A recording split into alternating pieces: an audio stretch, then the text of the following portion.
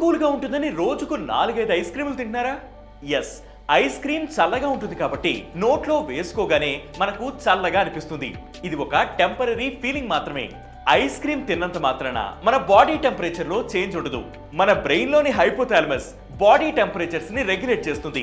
వేసవి కాలంలో బయట టెంపరేచర్స్ పెరిగినప్పుడు శరీరం చల్లబడ్డానికి ఈ హైపోథాలమస్ చెమటను ఎక్కువగా వచ్చేలా చేస్తుంది. అలాగే ఐస్ క్రీమ్ తిన్నప్పుడు కూడా నోట్లోని చల్లదనాన్ని గ్రహిస్తుంది. అయితే దీనివల్ల శరీరం చల్లబడుతుందనేది కేవలం మన ఫీలింగ్ మాత్రమే. ఈ ఫీలింగ్ తో ఐస్ క్రీమ్ ఎక్కువగా తినడం వల్ల చాలా సమస్యలు ఎదుర్కోవాల్సి ఉంటుంది. కొన్నిసార్లు ఐస్ క్రీమ్ తిన్నప్పుడు నీరసంగా బద్ధకంగా అనిపిస్తుంది. ఎందుకంటే అందులో షుగర్స్, క్యాలరీస్, ఫ్యాట్స్ అధికంగా ఉంటాయి. అవన్నీ డైజెస్ట్ అయ్యేందుకు ఎక్కువగా సమయం పడుతుంది. ఆలస్యంగా డైజెస్ట్ కావడం వల్ల నిద్ర కూడా సరిగ్గా పట్టదు.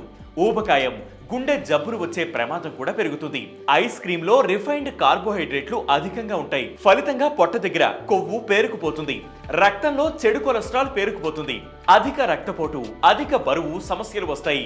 ఒక కప్పు వెనిలా ఐస్ క్రీమ్ లో 10 గ్రాముల కొవ్వు, 28 గ్రాముల చక్కెర ఉంటుంది. ఇవి మెదడు పనితీరుని, జ్ఞాపక శక్తిని తగ్గిస్తాయి. కాబట్టి వేసవి తాపాన్ని తట్టుకునేందుకు కొబ్బరి నీళ్లు, నిమ్మరసం, మజ్జిగ వంటివి తాగడం బెటర్. ఐస్ క్రీములు, కూల్ డ్రింక్స్ కు ఎంత దూరంగా ఉంటే అంత మంచిది.